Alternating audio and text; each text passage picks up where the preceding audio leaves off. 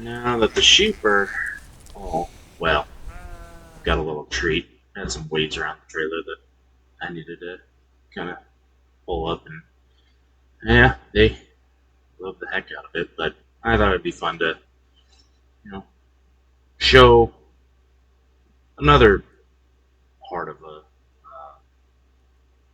life that we have here on our little tiny kind of homestead. But this, okay, so the primer, let it dry overnight, just to be sure. Had it, you know, one coat, but yeah, you can see that you got all the floor, front, back, everything. So that gives us the base layer for the acrylic urethane to, hold to. Um, but you know, you want to blow off your surface, even though it's just been painted. You don't know bugs, debris, settlement. Definitely want to just blow everything off. And pro tip: if you're doing stuff on this, get some good knee pads. Even if you got young knees, whatever. Yeah, I'm a fat guy, but you need to have some PPE to just protect yourself, even though it's just knee pads. I took my shoes off just because going in and out, I'm tracking dirt and my shoes are dirty, so I just went sock mode, which will work. It's a clean environment. Um, yeah, you might get a splinter maybe, but with the primer being down, you don't have to worry about that too much. But again, start on your edges, get everything to where the roller is not going to be able to get.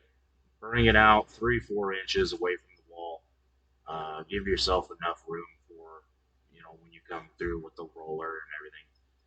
And then around even your tie down brackets, paint around them. Do a little more than what you think because you're gonna that roller doesn't give you a lot of good angles, especially on 4. But yeah, I like what I'm doing here is just hitting all of our edges, moving everything. Um, Try to get a little bit better camera angle. Tried to not just show my butt the whole time on this one. But yeah, so yeah, just gonna speed through this real quick, and I'll pick up as soon as we get on to rolling.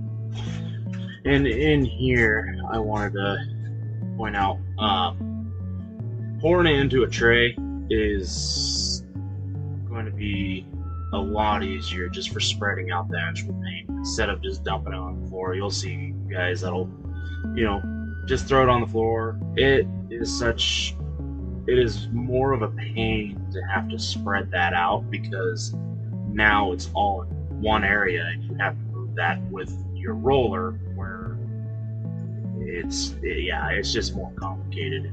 It wastes more time than what it really actually even saves. So yeah, get yourself a pan, a paint pan to do it, and it just makes it easier, and then it's more contained. But yeah, so getting everything rolled out on here, and yeah. I mean, it's a painting video. It's hard for me to watch me doing this, but hey, uh, just want to show people that yeah, I mean, it's what this little series is going to be, is how to, do things.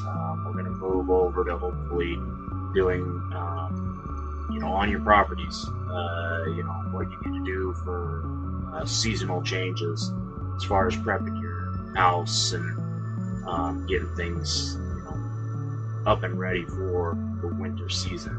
So, but this is going to help me be able to go to clients' houses and make sure that the trailer stays together for as long as I possibly can make it. Um, that way, I'm not having to worry about swapping out the plywood on the base because it's getting, torn up or rotted out or anything. This is just gonna protect it for, hopefully quite a few years. But yeah.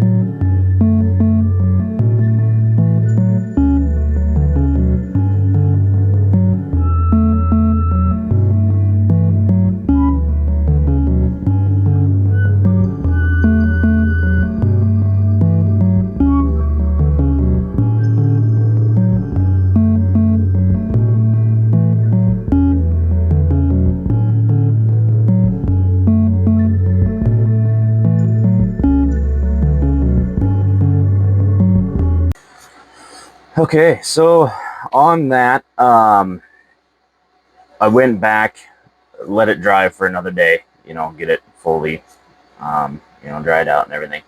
And then applied another coat. So we had primer, we had first coat of acrylic urethane, and then second coat of acrylic urethane. So that's the materials that you're going to need. A 1 gallon deal for this 7x14 enclosed for the deck was the perfect amount for 2 coats. And I went thick on both, so it worked out great. Primer is just kind of a setting base to help with the adherence of that acrylic to there, instead of just having the plywood absorb a ton of it. The primer sets that.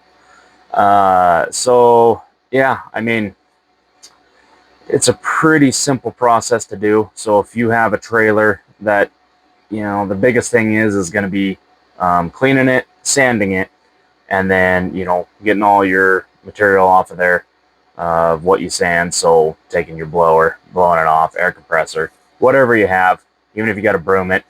Broom it, but find some way of getting air on there to kind of get stuff out of cracks, or if you have to, vacuum. Kind of like what we had in the first video, is having the shop vac attached to the orbital sander. It helps. Yeah, if you can do that, it just kind of reduces the debris and everything. And then, yeah, wear your PPE.